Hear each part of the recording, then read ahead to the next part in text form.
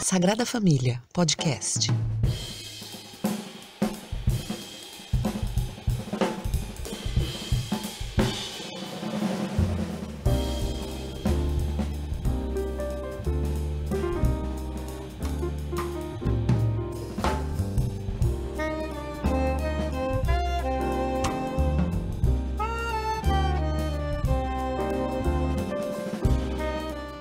Boa noite, amigos e amigas que acompanham o podcast da Sagrada Família. Estamos aqui com mais um convidado, o professor Joaquim Monteiro, uma sumidade nos estudos sobre budismo, filosofia budista. Ele foi professor fora do Brasil, é uma referência, especialmente nos estudos sobre budismo chinês aqui no nosso país. A gente vai falar aqui um pouquinho sobre religião, claro, budismo também, e vamos tentar buscar uma ponte desses assuntos com a questão da política, a conjuntura da esfera pública no nosso país, nesse momento conturbado que a gente vive. Sobre budismo e política no Brasil. Entrevista com o professor Joaquim Monteiro.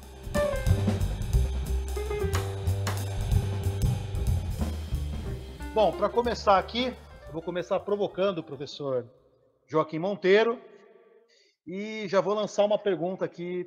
Seguinte, professor, a tradição de esquerda marxista, ela é uma tradição que ela bebe nas fontes do iluminismo, então vem aquele radicalismo, uma aversão à religião, o anticlericalismo, e tirando algumas vertentes específicas, como a teologia da libertação, como um certo romantismo marxista, o Benjamin, aqui entre nós Michel Lovy, a religião não é um dos assuntos preferidos da esquerda, né, em geral, inclusive a brasileira. Ela é vista como um elemento de dominação ideológica, um elemento de alienação das massas.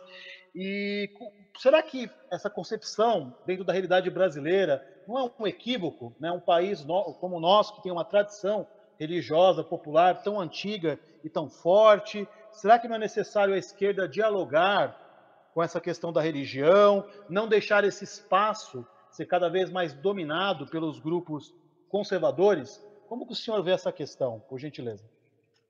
Essa questão ela tem que ser dividida em dois aspectos. Tem um aspecto que é estritamente filosófico, do problema da crítica filosófica à religião. E tem um outro aspecto que nós poderíamos chamar o aspecto pragmático.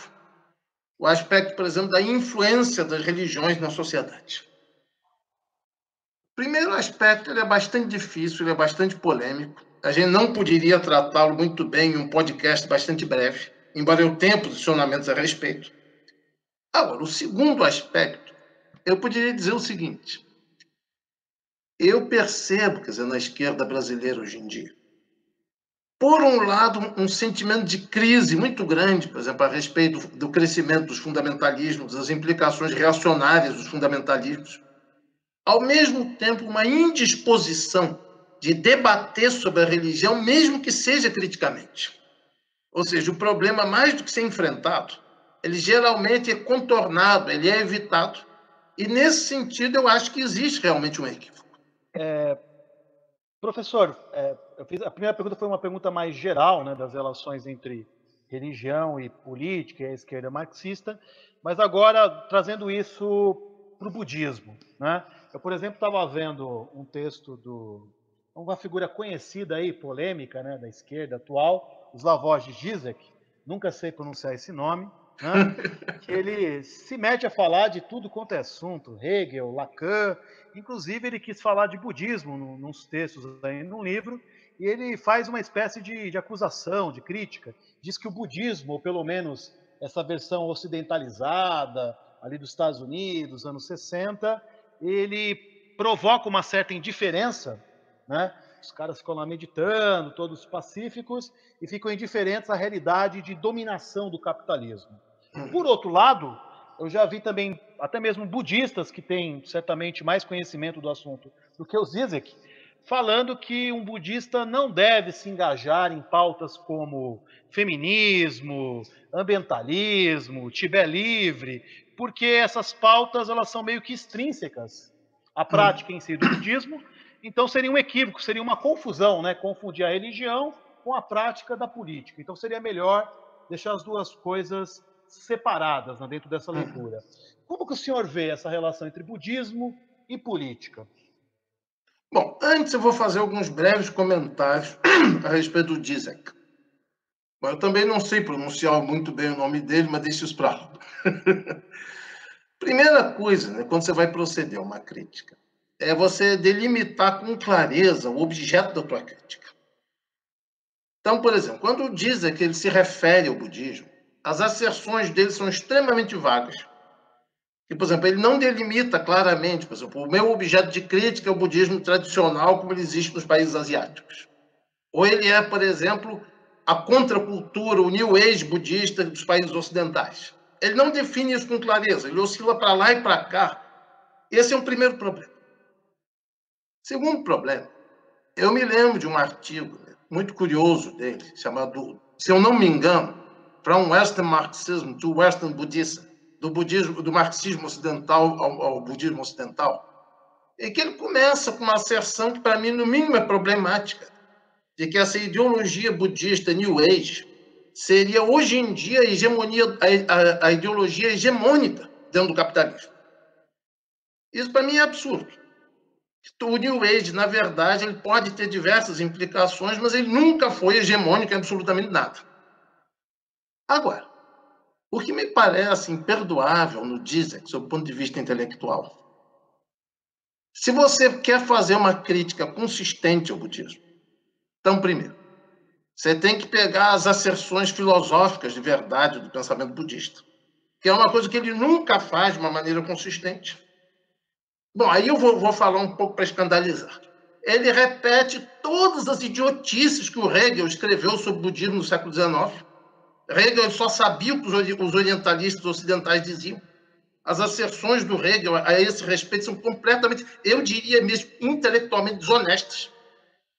Agora, é que o Hegel falasse a respeito, desse afirmações conclusivas a respeito de alguma coisa que ele praticamente desconhecia. Já é problemático. Agora, é muito mais problemático, mais de 100 anos depois, 200 anos depois, o Zizek repetia a mesma lógica. Ou seja, isso, para mim, é claramente um sintoma de desonestidade intelectual. Esse é um primeiro problema.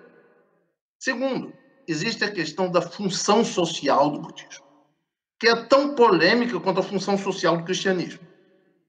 Você tem, por exemplo, na própria história da Ásia, evidentemente que existe a função do budismo enquanto ideologia dominante. Isso é inegável. Eu seria um mentiroso se eu negasse esse aspecto. Agora, existem movimentos de libertação nas próprias sociedades tradicionais, por exemplo, na China, no Japão, na Coreia, por exemplo, que em alguns aspectos são até mais contundentes, por exemplo, que aquelas revoltas camponesas do Thomas Müntzer, a quem, por exemplo, o Engels, o Ernest Bloch se referem com tanto detalhe. Bom, e aí a coisa chega a um nível onde o hilário cede o lugar ao ridículo.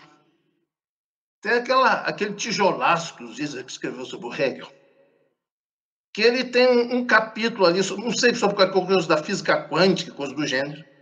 Aí quando ele vai dar uma colher de chá para o budismo, dizer que o autêntico budismo, eu nunca sei qual é o budismo autêntico e inautêntico no Zizek, para ele qualquer coisa é qualquer coisa. Que o budismo autêntico tem alguma coisa de importante a dizer, aí o que ele faz? Ele cita um trecho do Karate Kid. O que um filme hollywoodiano tem a me dizer normativamente sobre o pensamento budista? Ou seja, eu confesso para você que é quase impossível para mim tomar o Zizek a sério enquanto intelectual. Eu, pelo menos, não só na questão do budismo, mas principalmente, eu detecto ali um sentido profundo de desonestidade intelectual. Eu chego até a pensar o que faz que a esquerda ainda leve a sério o Zizek como intelectual. É uma coisa que eu, pessoalmente, não entendo.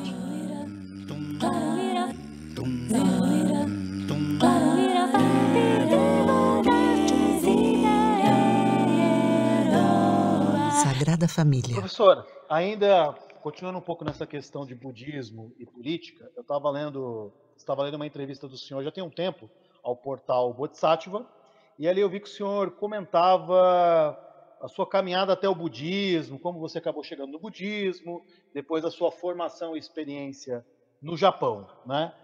Mas eu estou curioso sobre outra coisa, outro aspecto, né? Como que foi a sua formação política e ideológica? Qual que é a sua visão ideológica? O senhor faz parte de algum grupo, de algum partido, de alguma linha, algum ismo, politicamente falando? Bom, isso também é uma questão que a gente pode dividir na questão objetiva, pragmática, na questão mais filosófica. Bom, eu diria o seguinte, é curioso, que eu me tornei budista desde a adolescência, por razões que eu posso explicar aqui. E é interessante que, pelo menos, a forma como eu vivenciei o budismo sempre me deu um incentivo muito grande para me inserir nas causas socialistas, por exemplo. Bom, isso pode ser uma coisa pessoal, mas falando em termos objetivos. Eu entrei para a graduação de psicologia em 1978, no Rio de Janeiro, em um momento assim de final de ditadura, em um momento assim de ascensão dos movimentos populares. Então, quase toda a minha formação política a gente talvez possa dividir em dois momentos. Primeiro, esses anos do final da ditadura, onde eu evidentemente sofri uma influência marxista extremamente forte. E eu chegaria, depois de 18, 20 anos de experiência na Ásia, com todos os defeitos e limitações de Marx, eu vejo em Marx um dos pouquíssimos pensadores europeus, né, que conseguiram botar um pé para fora do provincianismo europeu. Quer dizer, eu tenho uma visão extremamente positiva a respeito do pensamento marxista. Bom, isso foi a minha base. Se vocês quiserem depois os detalhes, por exemplo, onde que eu estou filiado, o que eu faço, não tem nada que é segredo aí. Depois, eu vivi no Japão entre 1985 e 2003. E, por razões que vocês quiserem, eu posso depois explicar com muito detalhe, que aqui também não tem nenhum segredo, não tem nenhum segredo esotérico sobre a minha atuação política no Japão. Eu tive que diversas coisas me levaram a me envolver politicamente dentro do contexto japonês. E aí eu pude perceber que no budismo, em alguns setores do budismo japonês, existe não só, quer dizer, um tipo de engajamento político bastante forte, como existem, inclusive, reflexões a respeito do pensamento marxista sobre o prisma budista, que é um aspecto do budismo japonês que quase ninguém conhece no Brasil. E a gente pode até discutir isso. Eu acho uma frase lapidar de um grande filósofo budista, um filósofo completamente marginal, completamente fora da academia, chamado Yasuda Reijin, que nos últimos anos da sua vida, ele desenvolve uma leitura cerrada do Capital. E a grande catchphrase dele é que, na modernidade, o capital é a estrutura do samsara. Ou seja, o samsara, que é aquilo que no budismo nós chamamos, aquele círculo vicioso, que só autofrustrativo, que jamais assim se resolve em si mesmo, isso seria a própria estrutura do capital. Porque o capital é essencialmente autodestrutivo. Ele nunca leva à distribuição dos bens, ele destrói o meio ambiente. Então, na verdade, essa é uma polêmica que eu tenho com aquelas leituras meio otimistas do marxismo. De que o marxismo pregaria uma espécie assim, de uma evolução histórica que levaria para um paraíso terrestre ou coisa do gênero. Quando eu vejo elementos em Marx que apontam na direção oposta, uma direção precisamente de mostrar a completa indefensabilidade e futilidade do movimento histórico do capital. Bom, e tem outras reflexões também, dentro do ponto de vista budista, e eu acho uma lástima que aqui entre os budistas brasileiros ainda sejam muito poucas pessoas que se interessam por esse tipo de coisa. Não sei se eu respondi. Se quiserem alguns dados mais concretos, eu estou completamente aberto, mas em princípio é isso. Tranquilo, professor. Não precisa mostrar a sua carteirinha do Folha de São Paulo. Está bem gratificado Quer que eu tire? com a sua resposta. ainda falando um pouco sobre essa questão do Oriente, do mundo da Ásia, o senhor, como uma pessoa que viveu no Japão, também lecionou até agora um pouquinho sobre como o senhor vê essa relação hoje da China com Taiwan, né? Ah, O senhor tem uma posição sobre isso? Para nós aqui isso chega muito, mesmo entre a esquerda, é muito vago, pelo menos eu ah. não vejo muita coisa, né? Esse é um dos meus assuntos favoritos, vamos dizer. Que eu tive o privilégio. Né? Olha só que coisa engraçada. Vou perguntar para vocês, fazer uma contra-pergunta só de gozação. Nos últimos 5.000 anos da história humana, quantos brasileiros vocês conheceram que foram professores de japonês em Taiwan?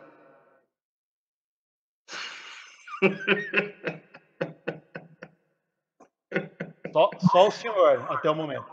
Sim, ou seja, isso eu conto outra história. Ou seja, durante 2 anos, eu fui professor no departamento de língua japonesa da Universidade de Ishou, no sul de Taiwan. Bom, o grande paradoxo a respeito de Taiwan é o seguinte. Até 1987, Taiwan era uma ditadura fascista, liderada pelo Kuomintang, por aquele partido, que era liderado no início pelo o pessoal chama de Chiang Kai-shek, mas esse nome não existe em chinês, na verdade é Jiang Jiangshi. Não existe Mao Tse-tung, é Mao Zedong. Mas deixa isso para lá, senão pode parecer pedante. O grande problema é que pouca gente sabe. Em Taiwan, pelo menos durante uma década antes de 1987, 77 por aí, ocorreu um fortalecimento imenso dos movimentos sociais, dos movimentos populares. Uma demanda muito forte pela democracia. E eu me lembro disso, que eu estava no Japão na época, eu assistia as notícias na televisão japonesa e eu parecia torcedor de futebol. Isso, derruba esse troço de uma vez. Eu ficava felicíssimo com o troço. Bom, na verdade, a gente pode dizer o seguinte. Claro que seria um exagero dizer que Taiwan é uma sociedade socialista. Mas, se nós formos pensar em termos de uma sociedade, por exemplo, socioliberal ou social-democrática, Taiwan foi uma das sociedades que melhor superou o problema da miséria e da pobreza. O seguro social, a atenção à saúde, a distribuição da renda, tudo isso tem níveis bastante elevados. E a gente percebe um nível de politização muito alto no país. Bom, vou dar só um exemplo, aí mais uma brincadeira só para variar.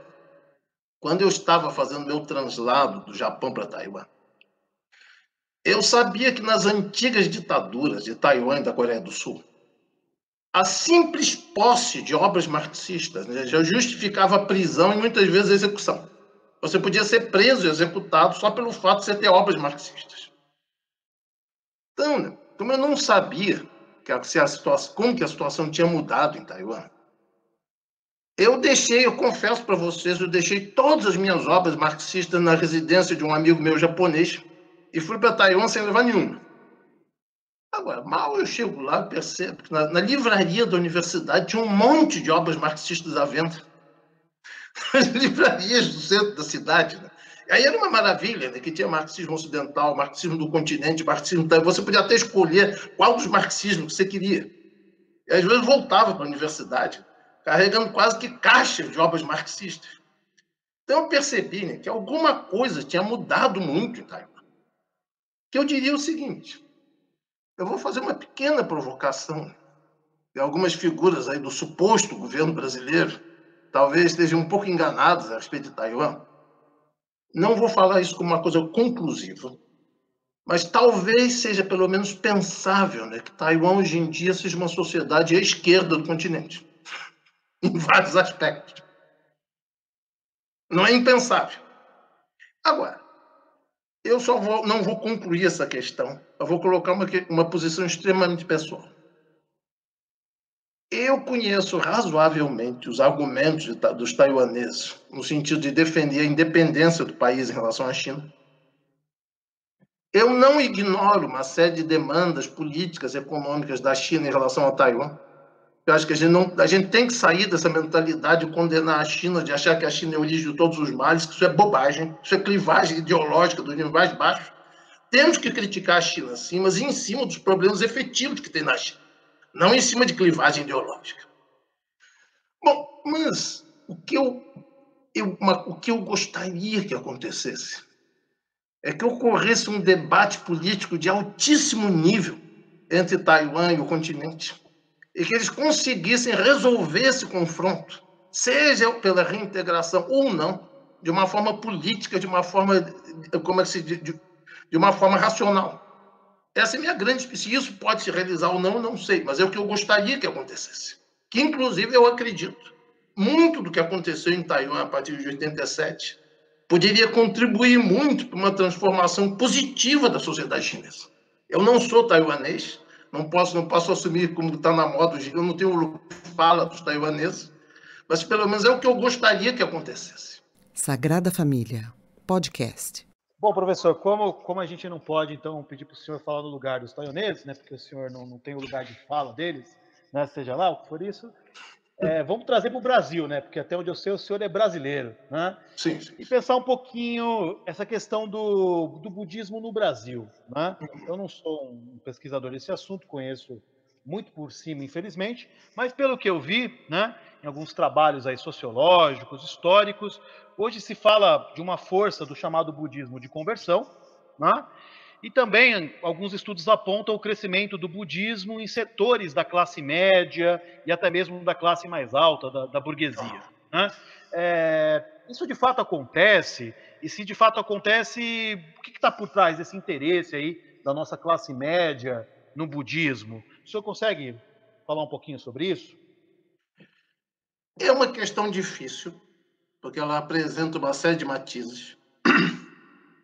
Eu diria o seguinte: se a gente fosse limitar aos budismos de classe média, aos budismos que tendem a crescer na classe média, eles respondem a demandas de naturezas completamente diversas. Existe um caso, por exemplo, pessoas, por exemplo, que pertencem à classe média, média média, média alta, que têm um tipo de demanda por espiritualidade, mas que, em função do tipo de educação que teve, não consegue mais encontrar uma resposta a essa demanda, por exemplo, nas tradições cristãs. Então, por razões que podem ser corretas ou equivocadas, por exemplo, a ideia de que o budismo é uma religião ateia, de que o budismo, por exemplo, quer dizer, ele tem uma estrutura filosófica mais forte, ou, por exemplo, pela importância que se dá, por exemplo, na prática, na meditação, do aspecto experiencial. Isso tem uma sedução muito grande para as classes médias, não só brasileiras, mas, por exemplo, europeias e norte-americanas. Agora, é interessante que isso pode significar diversas coisas. Grande parte do budismo brasileiro, é chamado budismo de conversão, ele está associado a grupos sociais que são basicamente conservadores, inclusive que alimentam suas fantasias, por exemplo, da neutralidade do budismo diante da ética, a neutralidade do budismo diante da sociedade, da política. Daí essa história, o budista não pode ser ambientalista, não pode ser feminista, não pode ser comunista, não pode ser nada disso. Que são discursos vazios, porque geralmente as pessoas pensam em termos do seu senso comum. Elas não conhecem a história do budismo, não sabem o que ele fez de positivo e de negativo na Ásia, por exemplo. Agora, o que eu sinto é que essas demandas podem, talvez, no atual momento, ser dominantemente conservadoras, mas elas não são necessarias nem exclusivamente conservadoras. E aí um dado muito importante, por exemplo, 2016, e aí eu vou falar com todas as letras, foi o ano do golpe, também foi um ano decisivo na história do budismo brasileiro. Que foi o momento em que a neutralidade realmente, quer dizer, morreu. Não tinha mais como defender a ideia, ou seja, os budistas brasileiros se posicionaram claramente ou à direita ou à esquerda. Quer dizer, 2016, para mim, foi um divisor de águas na história da comunidade budista brasileira. Professor, ainda sobre essa questão do budismo aqui em terras brasileiras, né? Dentro das, vou chamar aqui de vertentes, correntes, não sei qual é a palavra, escolas, não sei qual é o termo mais adequado, né? Como que é um pouco essa distribuição, né? Aqui no Brasil, em termos quantitativos ou em termos de influência social, quais vertentes do budismo elas se destacam? Eu vejo muito se falar do Zen budismo, né? ou se falar também do, vou chamar de budismo tibetano, não sei o termo correto, é o que eu vejo por aí, né? E aí o professor poderia corrigir aí, apresentar para a gente um quadro sobre isso. Como é que é essa distribuição, né? Eu diria o seguinte: essa distribuição tem variantes regionais. Por exemplo, a distribuição do budismo em São Paulo não é precisamente a mesma distribuição que você vê no Rio Grande do Sul, por exemplo. A gente tem variantes regionais que são de grande importância. Agora, não esmiuçando os detalhes, mas falando em termos assim bastante genéricos, a gente poderia dizer que, por um lado, existe uma influência muito grande do Zen. E o Zen já vem se enraizando na Europa, nos Estados Unidos, no Ocidente e no Brasil, muito a partir dos anos 60, do movimento hippie, da contracultura. Então, nesse sentido, a gente pode dizer que, para bem ou para mal, sem entrar ainda no debate sobre o conteúdo do Zen, como ele é praticado no Brasil, que existe uma influência muito forte no Zen, principalmente entre setores que você poderia chamar de intelectuais ou profissionais liberais de classe média.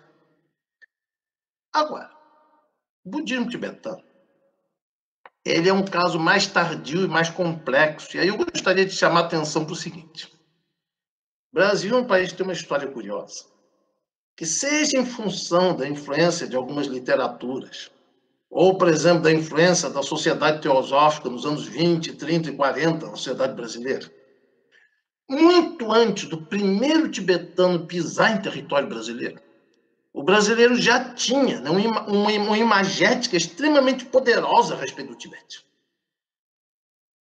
O Tibete já existia enquanto imaginação dentro de certos setores da classe média brasileira. Agora, o budismo tibetano, ele começa a ter uma influência maior no Brasil a partir do início dos anos 90. E eu acho, né, que, ao mesmo tempo que ele tem aspectos problemáticos na sua inserção com a sociedade brasileira, eu acredito que pelo menos duas contribuições ele deu. Primeiro, como o budismo tibetano cresceu muito em termos comparativos, ou seja, a gente pode dizer o seguinte: se a gente compara o budismo com outras ditas religiões, aí a gente vai dizer que o budismo é uma religião extremamente minoritária, que ele cresceu muito pouco no Brasil. Mas se você compara o budismo com o próprio budismo, com o que era o budismo há 10, 20, 30 anos atrás no Brasil, eu acho que ele teve um crescimento exponencial. Mas que grande parte disso veio pela influência do budismo tibetano, que a gente até pode discutir o porquê disso. Primeiro ponto importante é que a partir do momento em que, em grande parte pela influência do budismo tibetano, as comunidades budistas começam a crescer, começam a se encorpar, isso aponta para uma direção de uma certa superação de uma perspectiva individualista. Ou seja, os budistas começam a se perceber como uma das comunidades que existe na sociedade brasileira. Eu não vou dizer que isso tenha sido uma exclusividade da tradição tibetana, mas certamente ela deu uma contribuição forte para que isso acontecesse. Segundo ponto é que, já que eu estava falando dos Isaac, vamos falar de mais algo.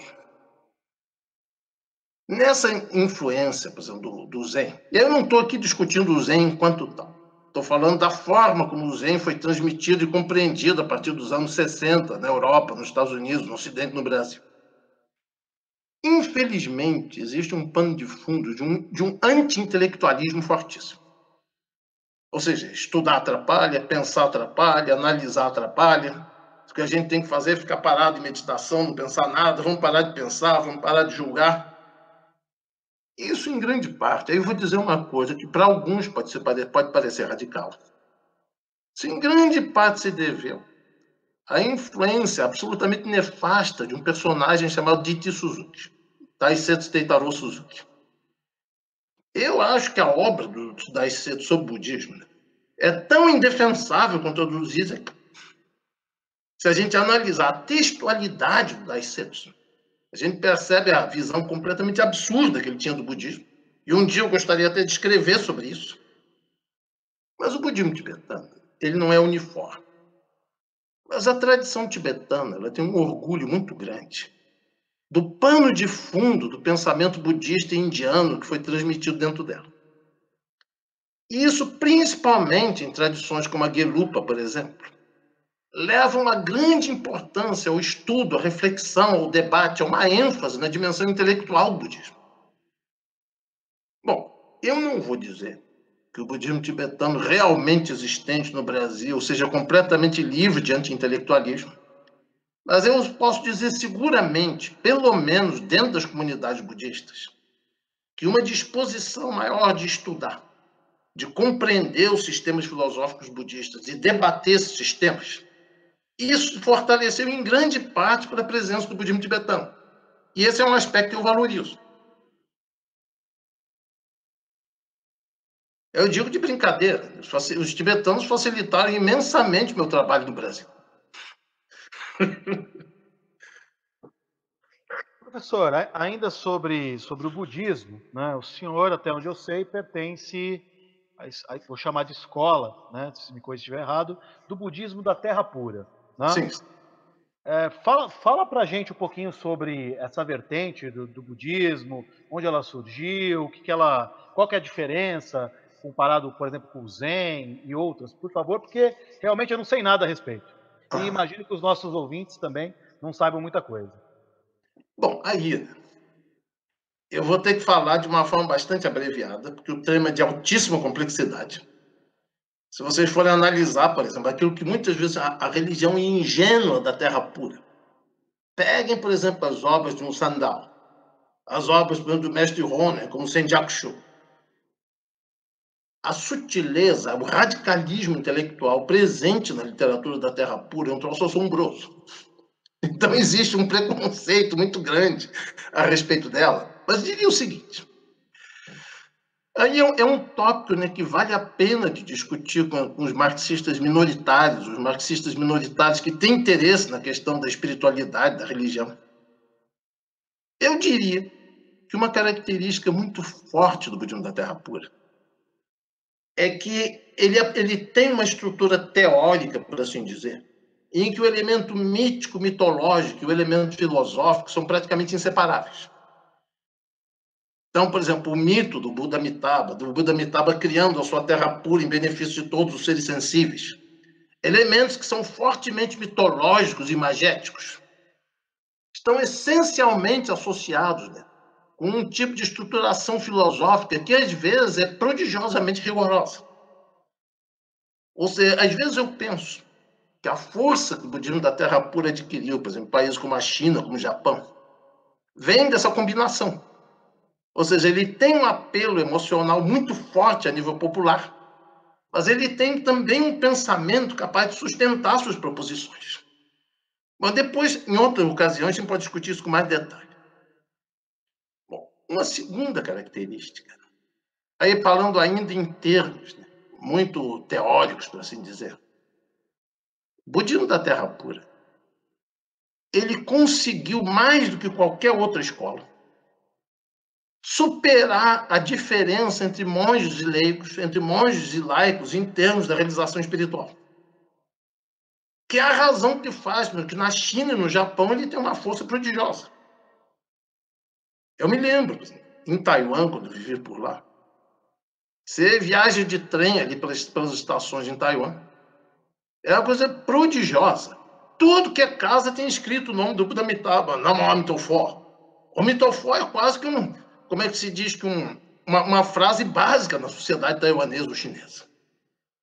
Bom, e falando aí de alguma coisa que nos interessa muito, indiscutivelmente o budismo da Terra Pura, né, foi a maior motivação aos levantes, às revoltas camponesas que ocorreram durante séculos na China e no Japão. A primeira crítica ao sistema imperial no Japão vem da escola da Terra Pura.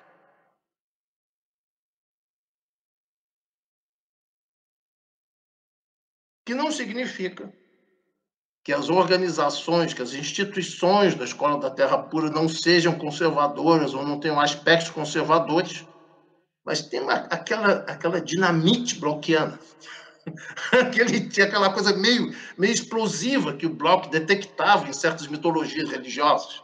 Está muito mais presente no budismo da Terra Pura, na China, no Japão, do que em qualquer outra escola. Eu pessoalmente, acho notável. Isso, para mim, não é só uma questão abstrata.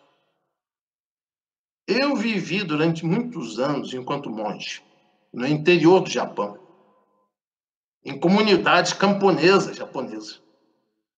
E o que eu percebi naquelas comunidades, primeiro, de um senso comunitário fortíssimo, uma impossibilidade de pensar em termos individualistas. Segundo, de um tremendo inconformismo em relação ao poder constituído. A capacidade de se organizar, de lutar contra o poder constituído. Eu posso dar vários exemplos concretos, se vocês quiserem. Foi uma coisa que eu diria que me encantou. Então, nesse sentido, eu já estou com 65 anos de idade. Quando você entra nessa faixa etária, o seu pano de fundo histórico começa a se tornar uma coisa muito importante. Você começa a se interrogar: que ser humano eu sou em termos históricos? E eu gostaria de dizer o seguinte: eu sou diversas coisas. Mas talvez o elemento assim, mais decisivo da minha historicidade, né, seja o meu pano de fundo do budismo da Terra Pura. Isso tanto em termos do pensamento, da articulação filosófica, como também do que ele representa em termos de comunidade. Sagrada Família, podcast. Professor, ainda pegando esse gancho sobre religião, né, e saindo de um contexto que a gente pode, como o senhor colocou, né, a religião ela é um elemento de crítica às instituições políticas, sociais, um elemento de contestação, e indo para um contexto que a religião não parece ser um elemento de contestação, mas um contexto de alienação, de intolerância. Trazendo outras palavras, né? A religião hoje no Brasil que mais cresce é a igreja evangélica, né? A religião cristã evangélica, e cada vez mais essa religião ela tem estabelecido laços até promíscuos, né, com o poder, com os centros midiáticos, e a gente vê crescendo as pautas fundamentalistas, né, ligadas a esses grupos, como, por exemplo, a rejeição da educação sexual, a radicalização do discurso contra o aborto, a intolerância com relação a outras religiões, especialmente as religiões de matriz de origem africana. O senhor, como budista, como o senhor vê esse processo? Para onde nós estamos caminhando? Bom, primeiro, eu tenho que admitir que eu vejo com uma extrema preocupação. Quer dizer, além do caráter essencialmente conservador, reacionário, não vou dizer os evangélicos, que os evangélicos em geral, isso é fantasia, mas pelo menos as correntes dominantes das organizações evangélicas, que é outra coisa. Evidentemente, elas têm uma tendência extremamente conservadora e reacionária. E isso, se fosse só um conservadorismo abstrato, tudo bem. O grande problema é que elas estão conseguindo tomar as massas de assalto, por assim dizer. O povo, a periferia, estão profundamente influenciados por essa perspectiva. Agora, o que eu sinto é o seguinte: esse é um debate que nós precisamos fazer de uma forma mais ampla. Eu acho, inclusive, que é uma das razões, porque eu tenho certeza que a esquerda precisa debater mais o problema da religião. Não adianta você chegar na periferia e começar a falar de Marx, de Engels ou de Ernst Bloch, que ninguém vai entender mesmo. Agora, tem esse problema que eu considero básico, fundamental. Agora, vou falar agora de uma forma bem moderada, embora a moderação não seja uma virtude minha. Eu acho, às vezes eu tendo a pensar que a moderação é muito mais um vício que uma virtude, mas eu vou tentar ser moderado hoje. Eu diria o seguinte: vivendo, por exemplo, como eu vivi, em países como o Japão, como Taiwan, e tendo assim, um certo nível de informação, por exemplo, nas tendências dominantes da filosofia da religião, por exemplo, que você encontra principalmente no universo anglo-saxônico. O Brasil é um país que tem uma contradição curiosa, a meu ver, que ao mesmo tempo que é um país, né, que tem uma influência religiosa muito maior, por exemplo, do que a Europa, do que os países ditos ocidentais, é um país onde a religião tradicionalmente não é inserida no debate público. Então, por exemplo, eu sou muito crítico da linha dominante da filosofia da religião a nível mundial. que é uma linha basicamente centrada na filosofia analítica, muita coisa de Wittgenstein. Mas o fato é que em países como a Inglaterra, os Estados Unidos, dentro da chamada tradição anglo-saxônica, existe uma percepção muito aguçada, né, da relevância intelectual das religiões, que é uma coisa que no Brasil você dificilmente encontra. Por exemplo, eu trabalhei durante 4 anos. Né, eu fui eu fiz pós-doc e fui professor visitante, por exemplo, durante 4 anos na Universidade Federal da Paraíba, precisamente na área das ciências das religiões. Eu percebo, por exemplo, que a linha dominante desses estudos ainda é uma linha das chamadas ciências sociais das religiões, que trabalham muito, por exemplo, com a religião enquanto fenômeno cultural, mas que praticamente não batem de frente com as asserções de verdade do pensamento religioso. Religião, enquanto um objeto de debate, ou enquanto uma participante no debate, é quase excluído desse meio. Então, o que eu sinto, primeiro, em países, por exemplo, como o Japão, como Taiwan, como o universo anglo-saxônico, existe uma percepção muito... Isso não implica que você seja afirmativo a respeito da religião. Você pode ter uma posição afirmativa ou crítica a respeito da religião, isso não importa tanto. Mas existe uma percepção muito mais aguçada da relevância intelectual das religiões. Isso faz, por exemplo, que as religiões sejam muito mais inseridas no debate público do que acontece no Brasil. O que eu sinto é o seguinte, tem esse aspecto. A gente não viu até agora aqui no Brasil o desenvolvimento de uma reflexão vigorosa dentro da chamada filosofia da religião, que é uma disciplina que eu critico, mas que eu também acho importante. E a sociedade brasileira acaba assumindo uma posição assim, quase que esquizofrênica.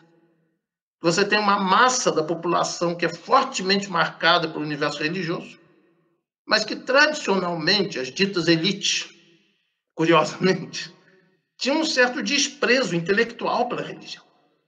Então, o vácuo que foi criado a respeito do debate sobre a religião na esfera pública, seja a nível filosófico, seja a nível ético, político, em grande parte criou um vácuo que as tendências conservadoras dentro das religiões ocuparam com muita intensidade. Essa é uma reflexão muito abstrata, mas que eu acho que é importante pensar por aí. Inclusive, que eu acho que os marxistas, os anarquistas, a esquerda, vai ter que pensar e debater esse problema a fundo.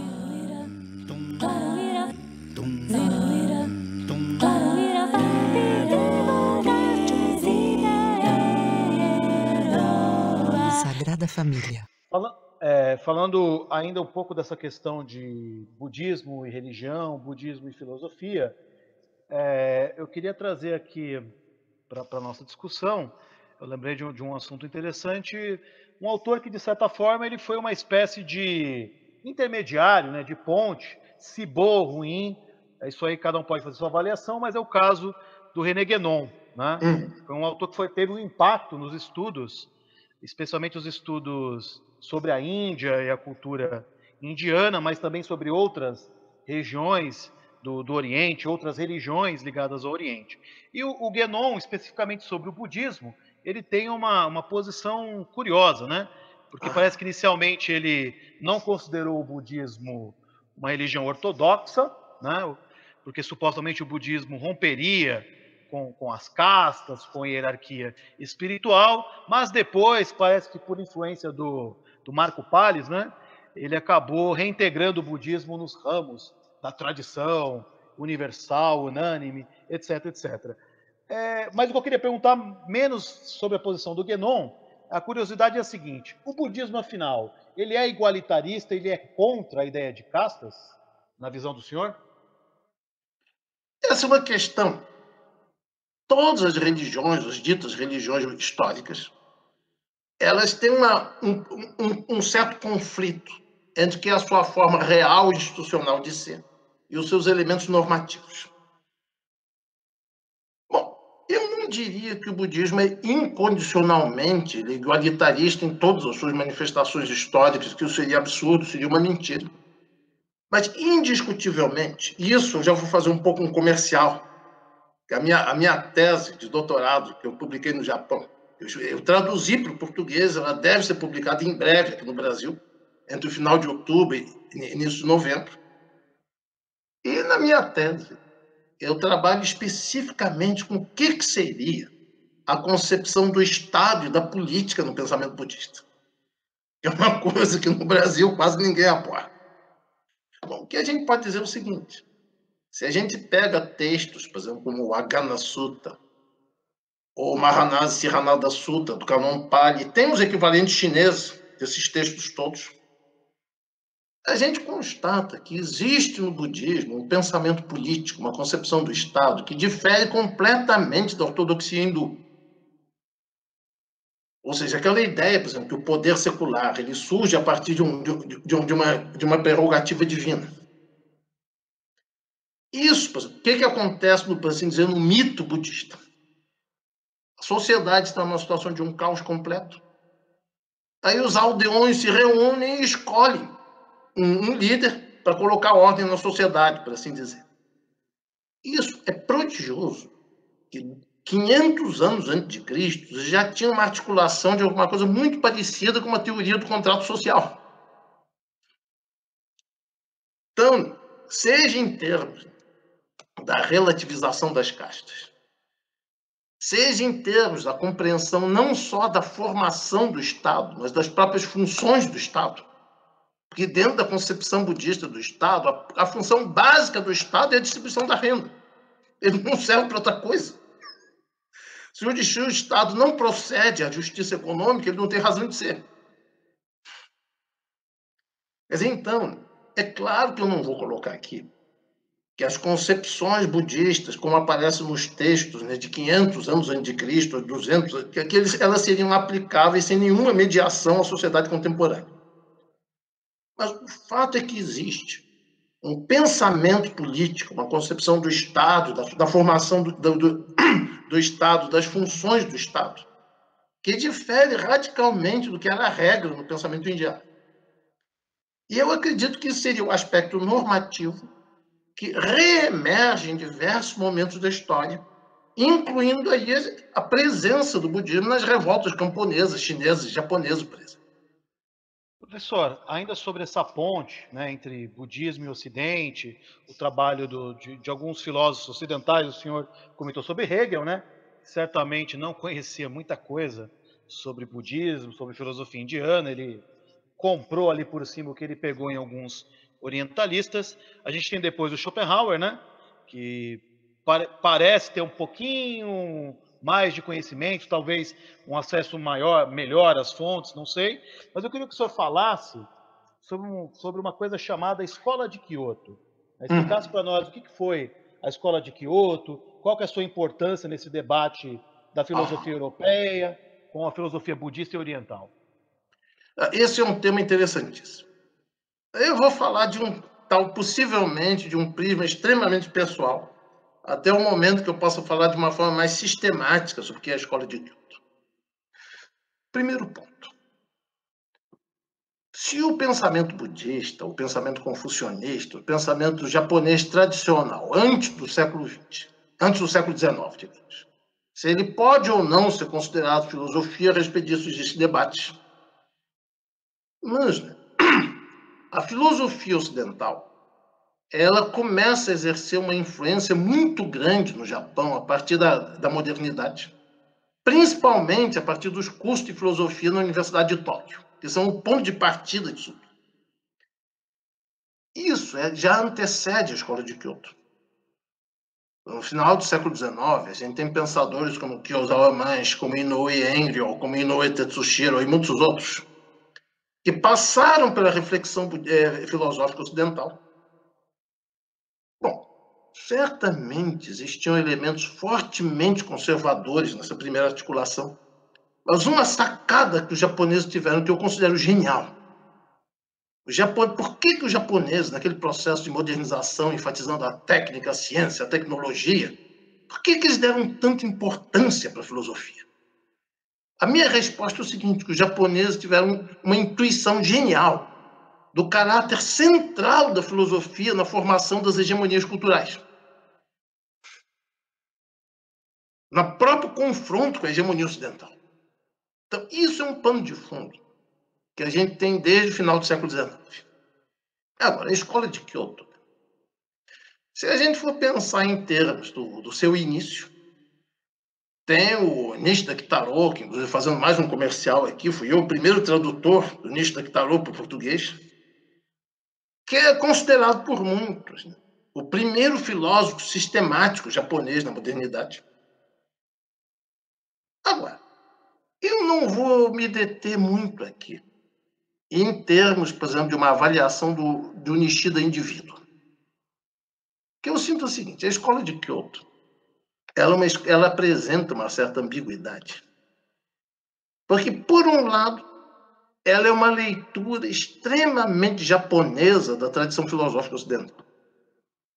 Você percebe a maneira, por exemplo, os filósofos da escola de Kyoto, como eles leem Hegel, como eles leem Heidegger, como eles leem Nietzsche, é todo um repensar da filosofia ocidental dentro de uma ótica japonesa.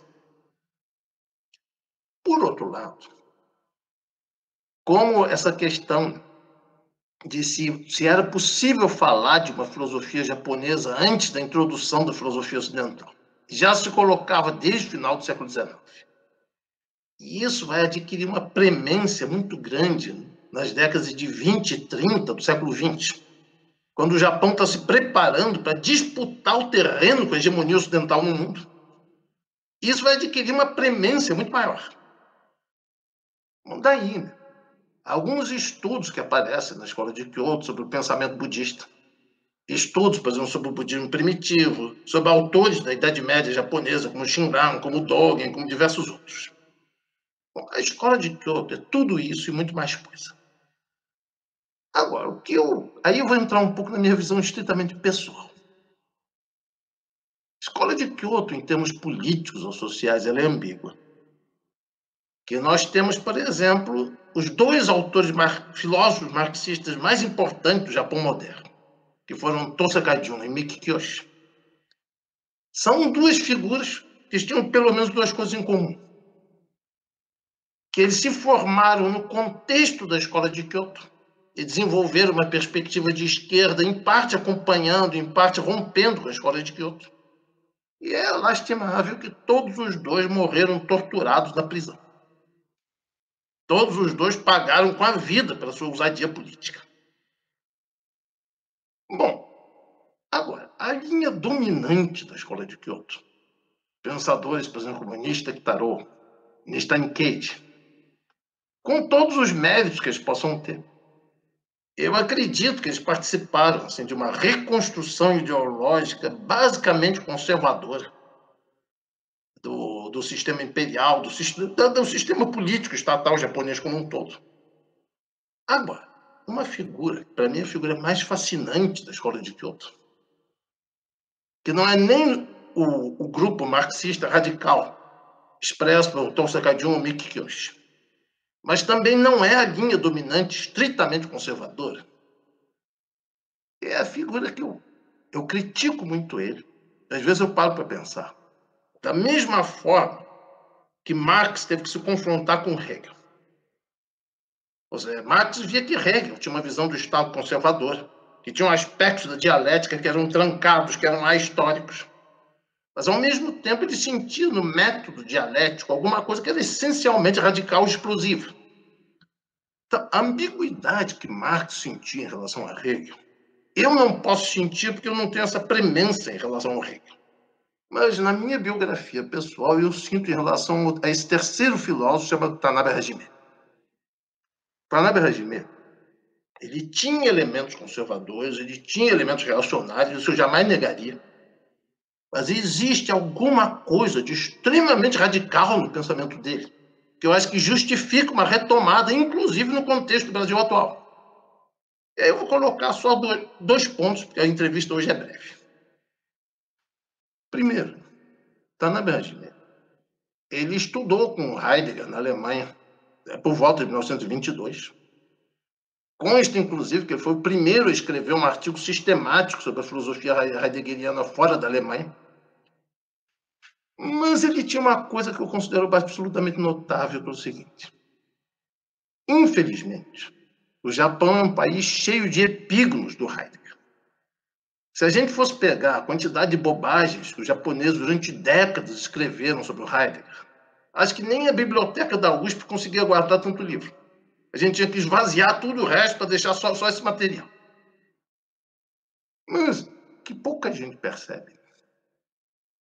Tanabe Hajime, ele foi discípulo de Heidegger, mas ele também foi um crítico radical do pensamento heideggeriano. E quem tiver dúvida disso, eu traduzi já para o português o artigo que ele vai publicar num jornal japonês no momento da adesão do Heidegger ao nazismo. Um artigo brilhante, um dos melhores artigos da filosofia japonesa moderna, né? Chamado Kiki no Tetsugaku Ka, Tetsugaku no Kiki Ka, ou seja, uma filosofia da crítica, da crise, uma crise na filosofia, que é uma das críticas mais duras e mais contundentes que foram feitas ao pensamento heideggeriano no século XX.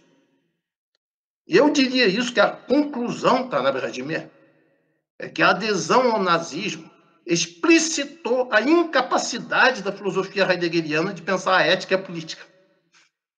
Ou seja, a filosofia heideggeriana é um fracasso em termos da ética e da política. Bom, eu assino embaixo dessa conclusão. Eu já estou muito de saco cheio com os heideggerianos. Bom, esse é um primeiro ponto de partida. E esse artigo, eu aconselho a leitura. Não é um artigo de um amador de filosofia. Eu já vou advertindo. É um artigo que alguém conhece a filosofia ocidental, dos gregos até Hegel, talvez até melhor que o próprio Heidegger. Então tem esse ponto de partida. Agora, Tanabe Hajime, ele tem uma ambiguidade que, por um lado, ele participa da construção de uma perspectiva ideológica em que o Japão pretende desafiar a hegemonia ocidental no mundo. O que, por si só, eu não considero problemático, falando com toda franqueza. Mas ele acaba também, em muitos aspectos, se perdendo dentro da ideologia dominante japonesa. Ele comete grandes erros em termos de uma perspectiva política. Eu acho que isso é inegável também. Eu jamais faria uma apologia do Tanabe, que ele tem aspectos racionários. Mas a grande contribuição dele é aquilo que ele chama, quer dizer, a lógica do específico, que é toda uma lógica da formação do Estado pluriétnico. E isso é especialmente relevante, porque um dos grandes mitos da formação do Estado japonês moderno, que é um mito importado do Ocidente, mas que os japoneses construíram à sua maneira, é um mito de que o Japão é um Estado de etnia única. Bom, esse é um debate que eu gostaria de fazer com a esquerda brasileira. Mas o Tanabe Hajime, ele tem uma concepção. Vamos pensar, por exemplo, em termos contratualistas. O contrato social que dá origem ao Estado, no pensamento do Tanabe Hajime, não é um contrato entre indivíduos. É um contrato entre etnias, mediadas pelos indivíduos que constituem essas etnias. Quer dizer, ele já parte do princípio que todo Estado é, por definição, um Estado pluriétnico, por um lado. E, por outro, que o indivíduo não é uma entidade abstrata, ahistórica, fora da dimensão étnica. Que o nascimento histórico do indivíduo, no pensamento do Tanabe Hajime, ele representa a mediação indispensável ao diálogo entre as etnias e à formação de uma perspectiva política comum entre elas. E aqui no Brasil, eu acho que... Eu vou abrir uma exceção, falar de uma mulher que não é estritamente japonesa nem chinesa, mas que também foi central na minha formação na juventude. Uma senhora chamada Lélia Gonzalez, que foi uma grande amiga minha. Inclusive, diga-se passagem, na época que eu conheci a Lélia, eu era um jovem estudante desconhecido. Ela já era uma grande intelectual, uma grande figura política. E ainda hoje eu me lembro emocionado da forma completamente horizontal que ela me tratava. Ela sempre me tratou como amigo. Ela nunca se colocou como autoridade ou como professora na minha frente. Agora, o que é fundamental aí? Nós não temos como negar que a formação histórica brasileira se dá em cima do racismo e da ideologia racista. Que o Brasil é formado através do genocídio das etnias indígenas, que num presente momento está sendo radicalizado, inclusive. Que existe uma ideologia racista, né, que estrutura a própria forma de ser da sociedade brasileira, E aqui no Brasil nós ainda alimentamos fantasias, né? Que nem a ideia de que já existe um povo brasileiro como um todo, ou a democracia racial, ou todo esse conjunto de ideologias indefensáveis. Isso expressa a nossa indisposição até o presente momento de debater a questão étnica na formação do Estado. Ou, se a gente for anarquista e quiser radicalizar, explodir com o Estado de uma vez, pelo menos na formação da comunidade política. Você não tem como pensar o Brasil sem a mediação da questão étnica racial. E todas as discussões que tem na esquerda hoje em dia, né, que a luta contra o racismo, contra o machismo, que isso é uma luta divisiva, que é uma coisa identitária, eu acho tudo isso uma bobagem. Porque no Brasil, a radicalização da luta de classe exige a radicalização da luta antirracista e antimachista. E sem desenvolver essa perspectiva política, da mesma forma que ocorre no problema da religião, a esquerda brasileira não vai dar um passo à frente. Isso é minha convicção. Então é nesse sentido que eu acho, com todos os seus equívocos, e aí eu digo, está na verdade é o meu Hegel. Não é o Hegel do Marx, lá do século XIX. É o meu Hegel, porque ele que carrega as contradições mais fundamentais daquilo que é a minha forma de pensar. E até aquilo que ele chama da formação do Estado, através dos 3 membros, né, da etnia, do indivíduo e do universal do Estado, talvez tenha sido a teoria política que pensou mais a fundo o problema do Estado pluriétnico, ou do nascimento do Estado, da comunidade política, a partir do diálogo entre etnias. E isso eu acho que tem que ser pensado no Brasil.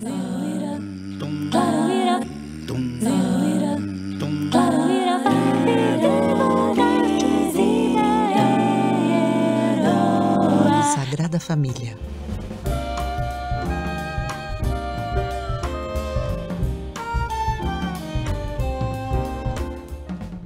Professor, para a gente encerrar aqui o nosso bate-papo, né? Um pouco uma aula também,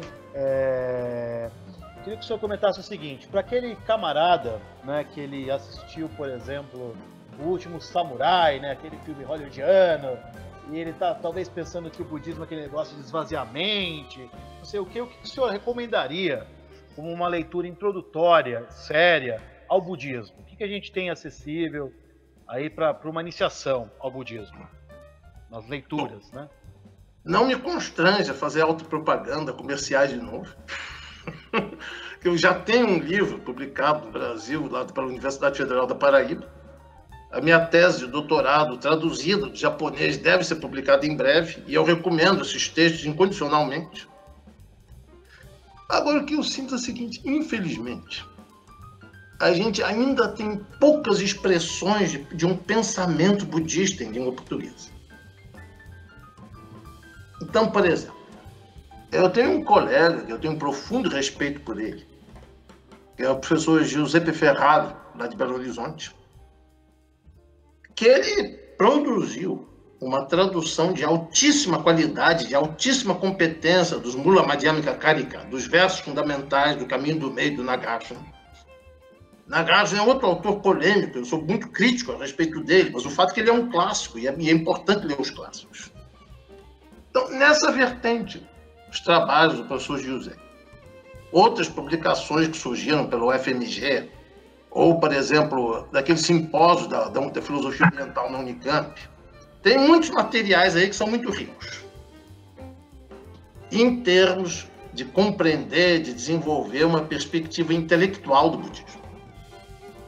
Agora, essa questão, né, de como o budismo precisa se articular na vinculação com a sociedade brasileira, e quais seriam as questões, por exemplo, na medida que o budismo ele já deixa gradualmente de ser uma religião individualista, de pequenos grupos, que já se constitui enquanto uma comunidade que precisa se situar em meio à sociedade brasileira.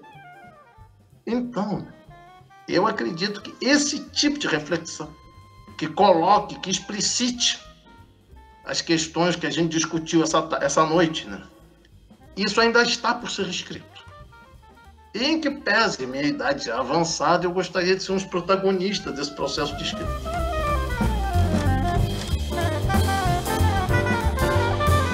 Bom, professor Joaquim Monteiro, muito obrigado pela disposição em conversar com a gente, por esse bate-papo. Espero vê-lo aqui mais vezes, que a gente possa aprofundar uma série de pontos e fios, né, que ficaram abertos para futuras conversas. Então, muito obrigado mesmo. Muito obrigado. Sou eu que agradeço. Boa noite. Obrigado ao Felipe e obrigado aos nossos amigos e camaradas que acompanham aí o podcast da Sagrada Família.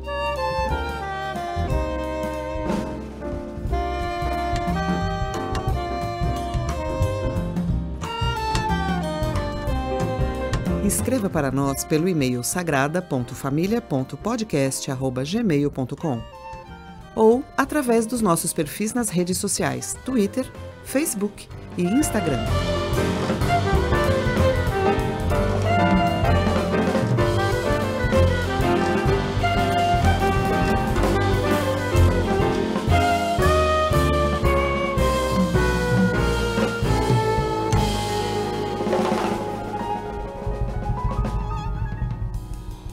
Sagrada Família, podcast.